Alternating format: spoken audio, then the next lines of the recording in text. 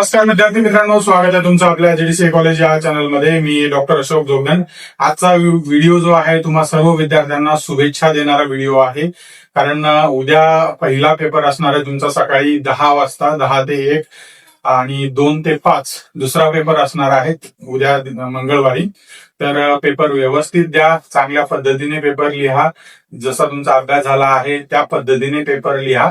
ध्येय नवीन समोर दिसतंय, बँकिंगचं स्वप्न पूर्ण होणार. जीडीसीए ची साथ जिंकायची ही वाट, यशाची गॅरंटी आता सुरुवात. जीडीसीए कॉलेज हो भविष्य उज्ज्वल, जीडीसीए कॉलेज मिळणार यश. सहकार आणि बँकिंग करिअर घडवा खास. जीडीसीए कॉलेज देते यशाचा विश्वास.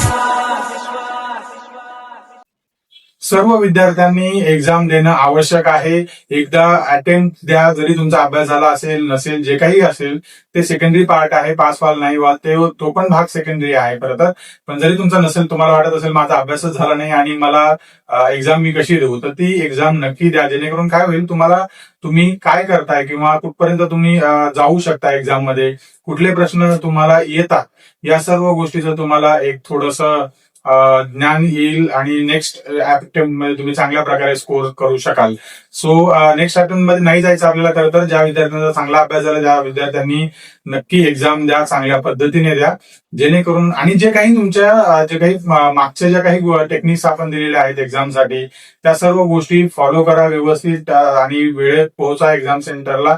जेणेकरून ऍटलिस्ट तुमचा जो वेळ आहे एक्झामसाठी तो तशा पद्धतीने जाऊ शकतो. कारण मागे आपण ऑलरेडी सांगितलं व्हिडिओज मध्ये की 15 मिनिटाच्या नंतर तुम्ही गेला, पेपर सुरू होऊन 15 मिनिटांनंतर, तर एक्झाम सेंटरमध्ये तुम्हाला बसू दिलं जाणार नाही.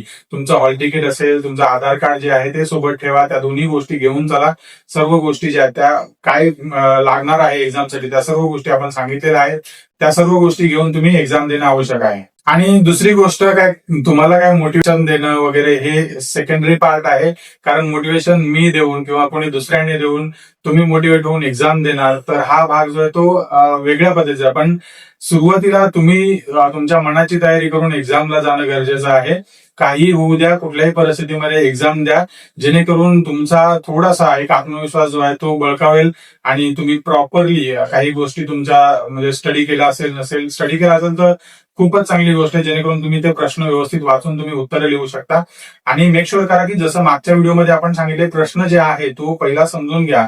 तुम्ही प्रश्न जर नीट समजून घेतला तर त्या पद्धतीमध्ये, त्या पॅटर्नमध्ये तुम्हाला उत्तरं लिहिता येऊ शकतं. उदाहरण द्यायचं झालं तर अकाउंट्स या विषयाबद्दल पहिला जो प्रश्न आहे तो फायनल अकाउंट्स बद्दल असतो. त्यामुळे या कॅल्क्युलेशन्स मध्ये जो क्रम आहे त्या क्रमाने तुम्हाला ज्या प्रश्नामध्ये जसा क्रम विचारलाय, जर प्रश्नामध्ये विचारला असेल trading account, profit and loss account, balance sheet prepare करा, तर त्या पद्धतीनेच आपल्याला तयार करायचं आहे. ऑब्व्हियसली ते तुम्ही कसंही जरी असेल तरी आपल्याला पहिले ट्रेडिंग अकाउंटच काढावं लागेल, नंतर प्रॉफिट अँड लॉस अकाउंट काढावं लागेल आणि त्यानंतर बॅलन्स शीट काढावी लागते. तर या पद्धतीने आपल्याला ते प्रिपेअर करायचं आहे.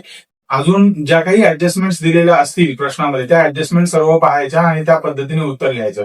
जसं मागील व्हिडिओमध्ये आपण सांगितलं की जे काही प्रश्न आहे तो प्रश्न पहिला नीट समजून घेणं आवश्यक आहे. त्याबद्दल जर दीर्घोत्तर आले असतील तर दीर्घोत्तर कशी लिहायला पाहिजे हे सर्व गोष्टी तुम्हाला अत्यंत महत्वाच्या आहेत. ते समजून घ्या पहिला प्रश्न आणि नंतर त्या पद्धतीने उत्तर लिहा. पहिले 5-7 मिनिटं जे आहेत ते पेपर वाचण्यात जाऊ द्या. 2दा पेपर वाचा आणि व्यवस्थित पेपर समजून, प्रश्न समजून उत्तर लिहायचं, मुद्देसूद उत्तर लिहायचं. ठीक आहे. पुन्हा एकदा तुम्हाला जीडीसीए कॉलेज तर्फे ऑल द बेस्ट.